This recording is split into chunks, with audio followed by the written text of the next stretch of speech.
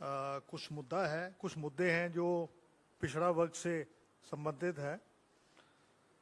आप सब जानते हैं कि भारत जोड़ो यात्रा में राहुल गांधी जी की जो पॉपुलैरिटी बढ़ी और जिस तरीके से उनका ग्राफ बढ़ा देश के अंदर, और जो नफरत की दीवार थी और जो भाईचारा जो उन्होंने कायम किया और जो प्यार की बात की उन्होंने, भाईचारे के सौहार्द की बात करी, और श्रीनगर में जाकर, कन्याकुमारी से श्रीनगर जाकर जो उन्होंने तिरंगा झंडा फहराया, और वहाँ का जो नौजवान है खुद तिरंगा झंडा अपने हाथ में लेके और तिरंगा झंडा जो फहराया, उसके बाद जो भारतीय जनता पार्टी में एक खलबली सी,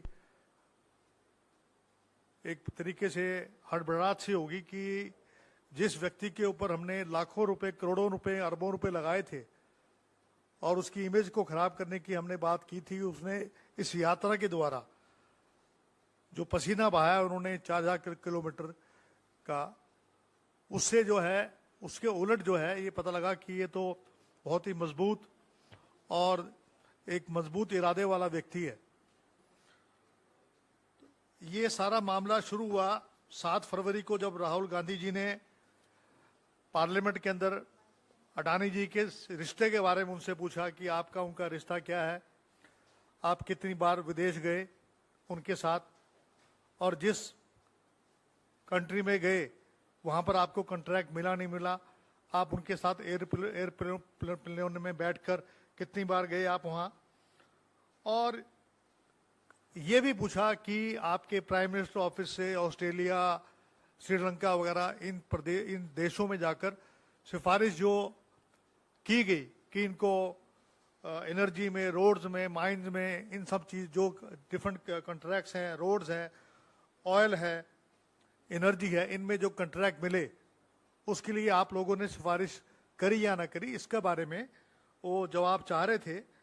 लेकिन जो है जो भी उन्होंने बात कही वो एक्सपंज कर दी, और वो जो बातें पार्लियामेंट के इतिहास में कभी ऐसा नहीं हुआ कि 2/3 ऑफ दी जो आपकी स्पीच है उसको एक्सपंज कर दे। ये टोटली लोकतांत्रिक था। और उन्होंने विदेश में जाके क्या कहा था? यही तो कहा था कि लोकतंत्र खतरे में है। आप बताइए, देश का एक गृह मंत्री ये कह दे कि भाई जो उपद्रवी हैं उनको उल्टा लटका दूंगा, ये नहीं कि आप जुडिशरी का भी काम करने लग जाएंगे क्या? आप ये कह सकते हो कि हम सलाखों के पीछे करेंगे। और देखिए, ये कोई गलत बात कह दें तो ठीक है। अब जैसे उन्होंने बेटी पढ़ाओ कह दिया, अगर कोई और कह देता तो मेरे ख्याल से इस मामले का कोई कल जाकर जो है कोर्ट में चला जाए और इनके खिलाफ जो है एक केस डाल दे। तो मेरा ये कहना कि मेन मुद्दा हमारा है ओबीसी के बारे में। तो ये 7 फरवरी को जब उन्होंने ये लोकसभा में मामला उठाया, तो आपको बताऊंगा कि 13 अप्रैल 2019 को राहुल गांधी जी ने कोलार में एक भाषण दिया था, और 16 अप्रैल को वहां के एक विधायक थे पूर्णेश मोदी, जिन्होंने सूरत में शिकायत कर दी, और 7 मार्च को शिकायतकर्ता अपने ही केस पे और जो कि स्टे ले लेता है। अभी स्टे क्यों लेता है? क्योंकि उसको लगता है कि जिस कोर्ट में मैंने एक केस डाल रखा है वहां पर उसको जो है जो फायदा मिलना चाहिए था, जो वर्डिक्ट मिलना चाहिए था, उसके मुताबिक नहीं हो रहा है, इसलिए उसने स्टे वापस ले लिया। कभी ऐसा हमने तो इतिहास में सुना नहीं कभी कि आप अपने केस को वापस ले लें। उसके बाद जो है, जब 7 फरवरी को राहुल जी ने ये जो मैंने आपको सारी बातें बताई, जिसकी भूमिका मैंने बनाई थी, उसको लेकर जब ये बात करते तो 16 फरवरी को वो स्टे अपना वापस ले लेता है। और देखिए 17 फरवरी को ट्रायल शुरू हो जाता है।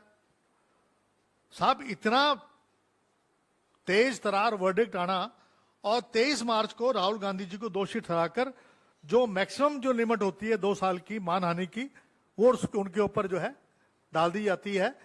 उसके पीछे एक षड्यंत्र था कि उनकी जो है सदस्यता खत्म करना चाहते थे। उनकी जो है वो चाहते थे कि ना तो वो पार्लियामेंट के बाहर बोल सके, मशाल यात्रा बाहर लेके जाए तो वहां रोक देते हैं, अगर आप पार्लियामेंट में जाएं तो वहां रोक देते हैं, प्रेसिडेंट के पास जाएं तो वहां रोक देते हैं। तो उनकी आवाज को दबाने के लिए ये सब काम किया गया।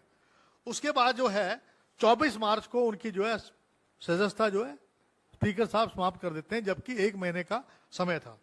तो मेरा ये कहना है कि इनका ये कहना कि साहब जो है ओबीसी को जो है राहुल गांधी जी ने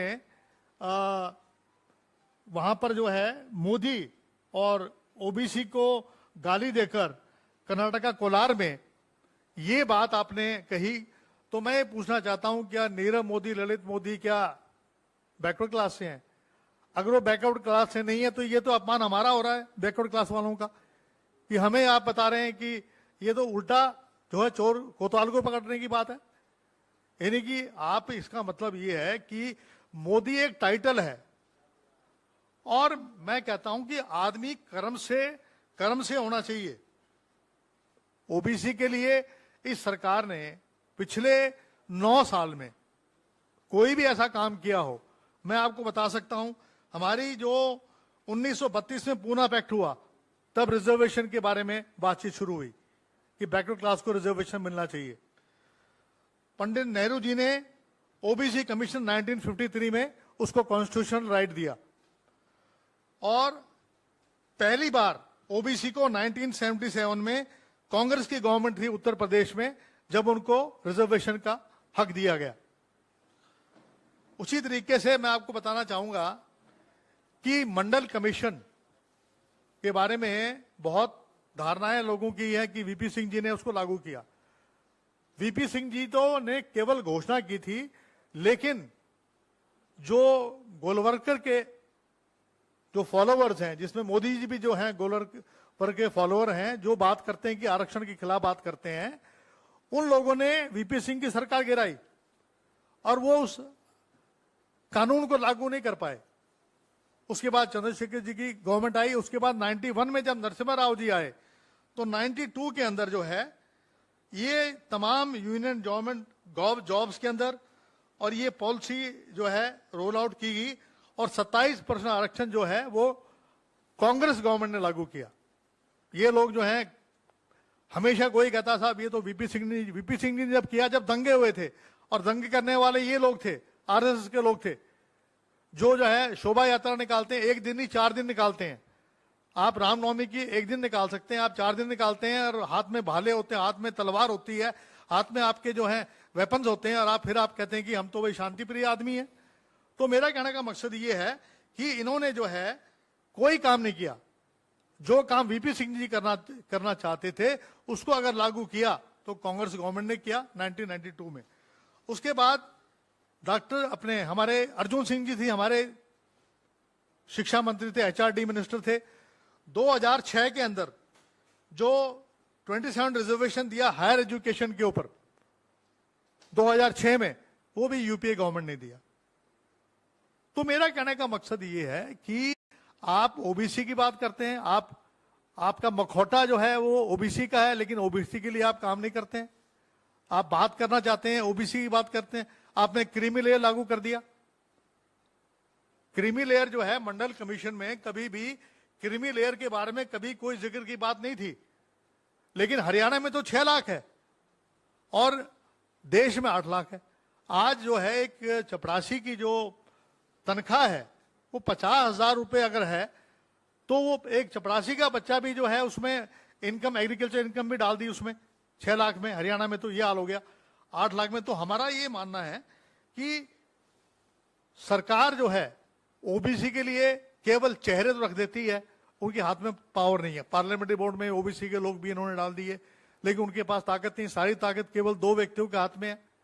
और यूपीए सरकार ने सोशो इकोनॉमिक कास्ट सेंसस 2011 में, ये हमने कास्ट सेंसस हमने किया था, लेकिन आपको जानकर बड़ा इस बात से लेकर बड़ी ही मुझे कहना चाहूंगा, इन्होंने उस कास्ट सेंसस जो सोशो इकोनॉमिक कास्ट सेंसस था उसको आज तक पब्लिश नहीं किया, उसको उजागर नहीं किया।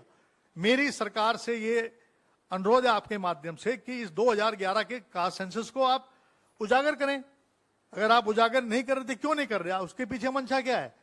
आप देख रहे हैं कि बहुत सारे हमारे हाई कोर्ट्स में, सुप्रीम कोर्ट में, हमारी पंचायती राज के अंदर, हमारा मध्य प्रदेश में, महाराष्ट्र में, अन्य जगह जो है हमारी जो है पंचायती राज के अंदर हमारा आरक्षण खत्म किया गया। तो उसका कारण क्या था? क्योंकि डाटा नहीं था। जब तक आप डाटा आपके पास नहीं होगा तो ये आपको बातें नहीं मिलेंगी। अभी अगर आप देखेंगे ओबीसी जो कमीशन बना रखा है, ये इन्होंने 14 महीने हो गए हैं, उसमें केवल एक चेयरमैन है, उनका नाम है हंसराज अहीर, बाकी उसमें कोई व्यक्ति नहीं है। एसोसिएट प्रोफेसर आप लगा लीजिए, एसोसिएट प्रोफेसर अगर आप लगाएंगे तो अगर आप देखेंगे कि जितनी भी यूनिवर्सिटीज हैं, क्योंकि मार्च 2020 के अंदर सुप्रीम कोर्ट ने हायर एजुकेशन में जो हमारा आरक्षण था, क्योंकि कास्ट सेंसस नहीं हुआ, इसलिए जो आरक्षण था हायर एजुकेशन में वो समाप्त कर दिया। तो उसके ऊपर भी कांग्रेस गवर्नमेंट का मत ये है जो प्लेनरी सेशन में हुआ कि हम कॉन्स्टिट्यूशनल अमेंडमेंट लेके आएंगे और हायर एजुकेशन में हम लोग जो है आरक्षण देंगे। तो ये जो मामला है आपका, इन्होंने जो है ओबीसी कमीशन जो इन्होंने बना रखा है वो किस नाम के लिए बना रखा है?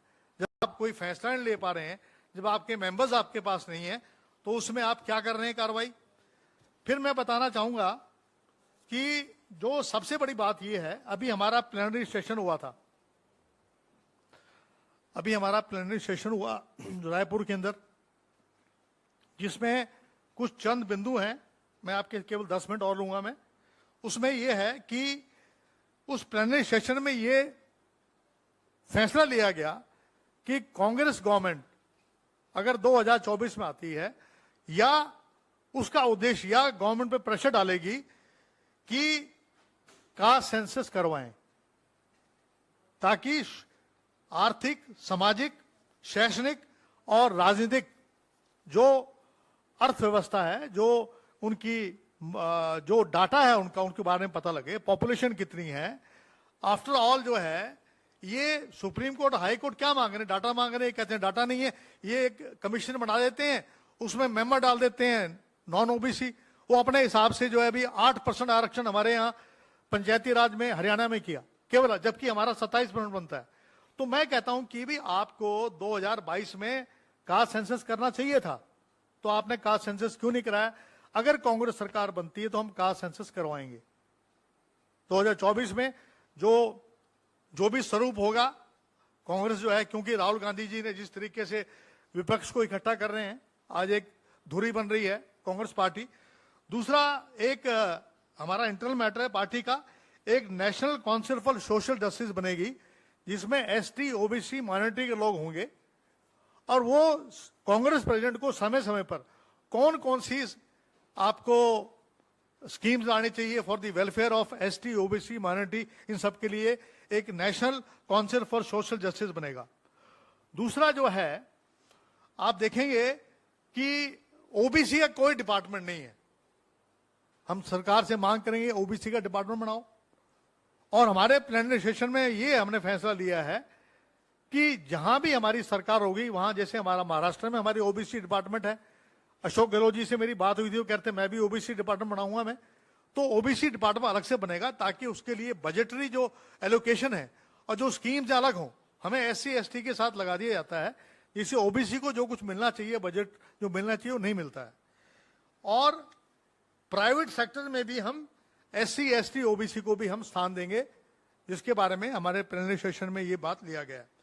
एक और जो सबसे बड़ी जो फैसला लिया गया, जिसके बारे में मैं समझता हूं 33% जो आरक्षण जो महिलाओं को विधानसभा और आपके इसमें लोकसभा के अंदर और राज्यसभा के अंदर 30% जो महिलाओं के लिए आरक्षण है, हम सरकार पर दबाव डालेंगे कि आप 33% में एससी, एसटी, ओबीसी और माइनॉरिटी का भी हिस्सा होना चाहिए। उसमें केवल जनरल के लोग नहीं होंगे। जिस अनुपात में हमारी पॉपुलेशन है, उसी अनुपात में एसटी, ओबीसी, जिसके ऊपर मुलायम सिंह जी हैं, लालू प्रसाद यादव हैं, चाहे डीएमके है, स्टैलिन है, बहुत कि जो सब लोग ये चाह रहे थे कि ओबीसी, एसटी, माइनॉरिटी के लोग आने चाहिए, तो हमने अपना स्टैंड बदला है। हम चाह रहे हैं कि अब उसके अंदर जो है इनकी भी भागीदारी हो। इसके अलावा मैं बताना चाहूंगा कि जो हमारा क्रीमी लेयर है, जो हमारा क्रीमी लेयर है, इसके बारे में हम चाहेंगे कि इसकी लिमिट कम से कम 12 लाख की जाए, ताकि जो है लोग इसमें जो ओबीसी की जो क्रीमी लेयर है, जॉब्स और इसमें रिजर्वेशन के लिए अन्य बातों में, और एक हमने जो प्राइवेट हायर एजुकेशन है उसके बारे में हम जो 93rd कॉन्स्टिट्यूशनल अमेंडमेंट जो पास हुआ था बाय यूपीए गवर्नमेंट और बाद में जो उसके ऊपर स्टे दे दिया था, देखिए स्टे देने के बाद हम चाहेंगे उसके ऊपर एक अमेंडमेंट आए दोबारा से और ये सरकार अमेंडमेंट लेके आए ताकि हायर एजुकेशन में जो हमारा आरक्षण खत्म कर दिया गया है उनको आरक्षण मिले। देखिए सबसे बड़ी बात यह है ईडब्ल्यूएस इंदिरा साहनी केस में 9 कॉन्स्टिट्यूशनल बेंच थी जिसने ये आदेश दिया था कि 50% की लिमिट को आप क्रॉस नहीं करेंगे, 50% में आपका आरक्षण रहेगा एसटी, ओबीसी, माइनॉरिटी और इनका। लेकिन ईडब्ल्यूएस जब लागू किया वो 5 बेंच ने किया, उसको ओवर रूल करके और 10% आरक्षण दे दिया तो 60% हो गया। झारखंड में और छत्तीसगढ़ के अंदर ये कहते हैं हम ओबीसी के हितैषी हैं और हम लोग ओबीसी को गाली देते हैं। तो अब ये बताइए कि जो गवर्नर है उसने किसके आदेशों के ऊपर, जो झारखंड ने और छत्तीसगढ़ ने 27% आरक्षण वहां जो ओबीसी के लिए किया है उसको 6 महीने से क्यों लिए बैठे हैं अपने पास? मेरा जो है प्रधानमंत्री जी से भी और गृह मंत्री जी से भी ये कहे कि आप गवर्नर को आप बात करिए या प्रेसिडेंट ऑफ इंडिया कहे कि वहां पर जो आप आरक्षण लागू करिए। और आपके मध्य प्रदेश में शिवराज सिंह जी ने जो अपने आप को मामा बोलते हैं वहां के, मैं मामा हूं, ओबीसी के तो मामा कहां रहे, 27% घटा के 14% कर दिया। भैया जब 10% जब आपने एक लिमिट क्रॉस कर दी आपने, अब कोई लिमिट थोड़ी ना है। अब तो जब आपने एक सुप्रीम कोर्ट की बेंच ने एक डिसीजन दे दिया 60% हो गया, हमारी पार्टी ने फैसला लिया है कि ईडब्ल्यूएस में भी हम एसटी, ओबीसी, माइनॉरिटी को भी हम जगह देंगे। ये हमारी पार्टी का ये सैद्धांतिक रूप में ये बात को माना है। इसके अलावा जो हमारा रिजर्वेशन है पंचायती राज के अंदर वो जो है पूर्ण रूप से आरक्षण नहीं दिया जा रहा। और मेरा ये मानना है कि बजाय इसके ये लोग जो हैं इनका एक काम रह गया बस, ईडी, सीबीआई, इनकम टैक्स का दुरुपयोग करना, छापे लगवाना किसके यहाँ, जो पिछड़ा वर्ग के लोग हैं, चाहे वो हमारे अखिलेश जी हों, चाहे भूपेश बघेल जी हों या अशोक गहलोत जी हों, जो हमारे जो सीएम हैं, स्टालिन है, आपके केसीआर की जो बेटी है कविता, उसके खिलाफ जो है आपके, ये नहीं कि इन्होंने आपके वीरभद्र सिंह जी के बारे में आपको मैं बड़ी रोचक बात है, उनकी बेटी की शादी और जिस दिन शादी हो रही है उस दिन सीबीआई ईडी उनके यहाँ रेड मार रही है। साहब थोड़ी बहुत तो कम से कम पहले बहन बेटियों को लोग छोड़ दिया करते थे, अब जो है मेरी पुत्रवधू को भी नोटिस थमा दिया क्योंकि वो लालू जी की जो है बेटी है। तो इसका मतलब ये है कि आप किसी की भी, और जब उनको नोटिस का हमने जवाब दिया कि जिस कंपनी में आप उनका नाम बता रहे हैं वहां नाम ही नहीं है उनका, ना उनकी कोई उसमें मेंबरशिप है, तो उसके बाद तो मेरा कहने का मकसद ये है कि इन लोगों ने सारी सीमाएं, जो मानवता की जो सीमाएं हैं उनको लांग गए हैं और इनका मकसद केवल एक ही है, जो इनकी पार्टी में आ जाए वो धुल जाता है। कुलदीप बिश्नोई धुल गया है, आपका ये जो नारायण राणे वो धुल गया, सुवेंद्र अधिकारी धुल गया, हेमंत बिस्वा सरना जो चीफ मिनिस्टर है वो धुल गए, मुकुल रॉय धुल गए, इसी तरीके दिगंबर कामत, ज्योतिराज सिंधिया, हार्दिक पटेल, ये सब धुल गए, वॉशिंग मशीन है इनके पास। तो जो भी इनका जो स्ट्रेस है कि किस तरीके से जो रीजनल लीडर्स हैं, चाहे वो हमारे कांग्रेस में हो, विपक्ष में हो, जो ओबीसी के नेताओं पे मैक्सिमम केस ये बना रहे हैं, ये मैंने कहना था। अब मैं सुहासिनी जी से विनती करूंगा कि वो भी अपनी बात कहें।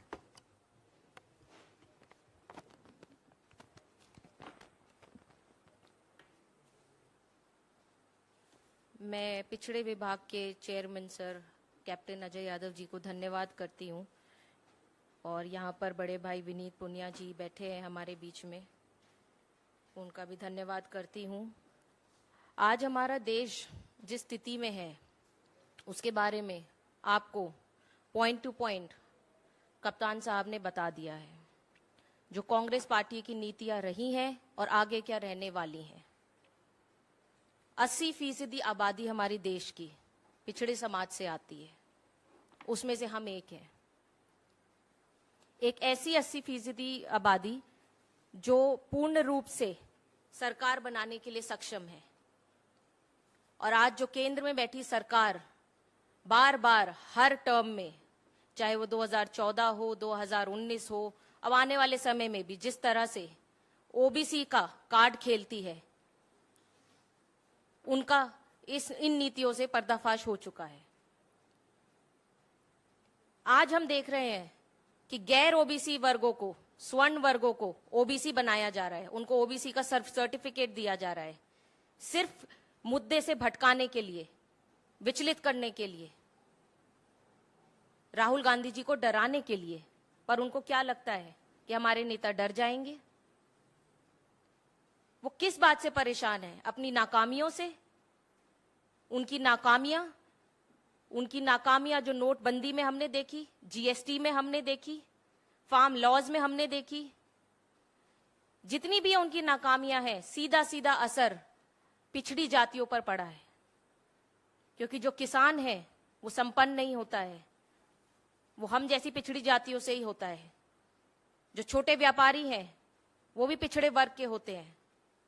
सीधी सीधी चोट मारी गई है इस सरकार द्वारा। आज जब हम यहां बैठते हैं और सोचते हैं कि किस तरह से देश में हम लोकतंत्र बचाने की बात करें, तो यहां पर हम देखते हैं बीजेपी के लोग विपक्ष को और कांग्रेस पार्टी को कमजोर करने के लिए ओबीसी का कार्ड खेल देती है। क्या है ये ओबीसी का कार्ड? ये ओबीसी का कार्ड उसी तरह है जैसे कप्तान साहब ने भी बताया कि इनके पास एक वॉशिंग मशीन है जिसमें सब लोग धुल जाते हैं। उसी तरह इनके पास एक कार्ड है जो ये दिखाते हैं और किसी को भी रातों रात किसी भी बिरादरी का बना देते हैं। अगर इस देश के चोर पिछड़े समाज से आते हैं तो हम लोगों के लिए शर्म से डूब मर जाने वाली बात है। ये समाज ऐसा है जो जमीन पर काम करता है। ये समाज ऐसा है जो घर में अनाज पहुंचाता है, पालन पोषण करता है। आज आप यहां पर कहते हैं कि ओबीसी को बदनाम करने का काम राहुल गांधी जी ने किया है। क्या बदनाम किया है भाई? आप अजब बात करते हैं। उन्होंने सिर्फ यही कहा ना कि इस देश का पैसा कहां जा रहा है, सच्चाई की बात उन्होंने सदन में उठाने का काम किया। तो आप क्या उनकी सच्चाई को दबाने के लिए यहां पर फिर से पिछड़े वर्ग का सेंटिमेंट दिखाकर क्या चाहते हैं कि 2024 में आपको जीत मिल जाए? पर ऐसा नहीं होगा। हमारा समाज अब जागरूक है, वो समझ रहा है कि किस तरह से खेल खेला गया है उसके साथ। इस शासन में 2014 से आप देखिए, जब से बीजेपी की सरकार आई है केंद्र में, उन्होंने क्या ऐसा काम किया है जिससे पिछड़े समाज को फायदा मिला है? मेरे पास कुछ आंकड़े हैं जिसमें मैं बताना चाहूंगी कि 32.58 लाख भारत सरकार के कर्मचारियों में केवल 7 लाख ओबीसी हैं, केवल 7 लाख। और उसमें भी ताज्जुब की बात यह है कि 6.4 लाख समूह में आपने उनको भी नीचे और पिछड़ा कर दिया, सी वर्ग के समूह में डाल दिया। भारत सरकार में 89 केंद्र सचिव हैं, जिसमें से शून्य पिछड़े समाज से आते हैं। जिस देश का राजा अपने आप को सर्टिफाइड ओबीसी कहता है, उसके केंद्र में 0 ओबीसी समाज से नेतृत्व है।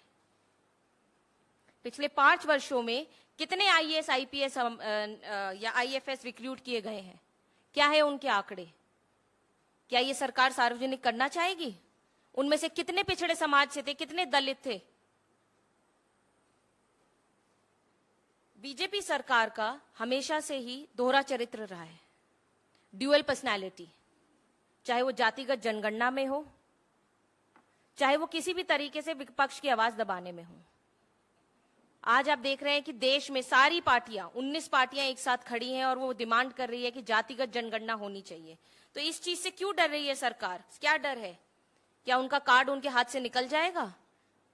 क्या देश की जो भिन्न भिन्न जातियां हैं वो एक्सपोज हो जाएंगी? किस बात का डर है केंद्र सरकार को? कांग्रेस पार्टी ने हमेशा सच का साथ दिया है, सच्चाई से सवाल पूछने का काम किया है। हमारे पार्टी के प्रेसिडेंट एक दलित है, he is an untouchable Dalit. We are proud of our party. हमारे पार्टी के शासन में पूरे देश में 2 मुख्यमंत्री हैं जो पिछड़े समाज से आते हैं। बाकी जो 2 अन्य राज्य हैं जहां पे हमारी गठबंधन की सरकार है, वहां पे भी पिछड़े समाज के मुख्यमंत्री हैं, और आप यहां पर कहते हैं कि कांग्रेस पार्टी ने अपमान किया है पिछड़े समाज का। आपके शासन में कितने पिछड़े समाज के ऐसे मुख्यमंत्री हैं जो पिछड़े समाज को आगे बढ़ाने का काम कर रहे हैं? आप उसका हिसाब दीजिए। क्यों बार बार आपकी पार्टी ने यह काम किया है कि जब जब पिछड़ों की मांग उठाई गई, पिछड़ों के विकास की बात की गई है, आपने अपना सरकार से समर्थन वापस ले लिया है। पूरे देश में यात्रा निकाली गई थी कमलदल लेकर, किसके खिलाफ निकाली गई थी? पिछड़ों के खिलाफ निकाली गई थी, और आज आप पिछड़ों के हितैषी बन रहे हैं। हम सरकार से पूछना चाहते हैं, क्या सच बोलने की कीमत यही है कि आप हमारे समाज को भी बदनाम करें? राहुल गांधी जी को सदन से बाहर निकालकर आपको क्या लगता है कि वो सच बोलना छोड़ देंगे, आवाज उठानी छोड़ देंगे? हमारे नेता किसी से नहीं डरते हैं। इस सरकार के पास 5 कारण हैं। इस सरकार के पास 5 कारण थे कि उन्होंने क्यों इस तरह का ओबीसी कार्ड खेला, और इस तरीके की जो राहुल गांधी जी को रातों रात सदन से बाहर निकालने का काम किया। उसके 5 कारण हैं, वो उनके फेलियर है। जीएसटी, चीनी घुसपैठ, जिस तरह से चाइना हमारे बॉर्डर में घुसे जा रहा है, कोई उसकी बात करता तो वो राहुल गांधी जी थी और हमारी पार्टी थी। अडानी घोटाला और भारत जोड़ो यात्रा की सक्सेस, और 3 काले कानून जो किसान के लिए बनाए गए थे। ये असली मुद्दे ये हैं, पर उसको भटकाने के लिए और भ्रमित करने के लिए यहां पर आज ओबीसी का कार्ड खेला जा रहा है, और इसका हम खंडन करते हैं। नमस्कार, मैं हूं मानक गुप्ता। अगर आपको हमारा ये वीडियो पसंद आया हो तो इसे लाइक और शेयर जरूर करें, और हां, हमें सब्सक्राइब और फॉलो करना ना भूलें, ताकि आप देश और दुनिया की कोई खबर मिस ना करें। तो जुड़े रहिए हमारे साथ और देखते रहिए न्यूज़ 24।